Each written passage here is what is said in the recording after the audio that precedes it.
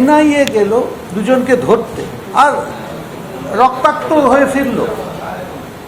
আর আরও একই জিনিস দেখা গেল, পশ্চিমবঙ্গ পুলিশ কোনো হেলদোল নেই, দেখা যায়নি, পরে বেরোলো। আর তৃণমূল নেতারা টিভিতে গিয়ে কি বললেন, আমাদের জানায়নি কেন? আরে এরা কতবার সামান হাজির হয়নি, এদের অ্যারেস্ট করতে যাচ্ছে, কি বলে যাবে কি ভাই তো তোমরা পালিয়ে যেও, আমরা আসছি ধরতে, পালিয়ে যেও? আমাদের পশ্চিমবঙ্গ ভারতবর্ষের একটা অঙ্গ কিনা, একটা রাজ্য কিনা? এখানে দেশের আইন চলে না? যে আমাদের যুক্তরাষ্ট্র কাঠামো এখানে চলে না? আরেকটা জিনিস, গতকাল মুখ্যমন্ত্রী একটা ভাষণে সরাসরি বললেন সেন্ট্রাল এজেন্সিদের অ্যাটাক করো, এনআইএর নাম করে বললেন, আর আজকে অ্যাটাক হয়ে গেল।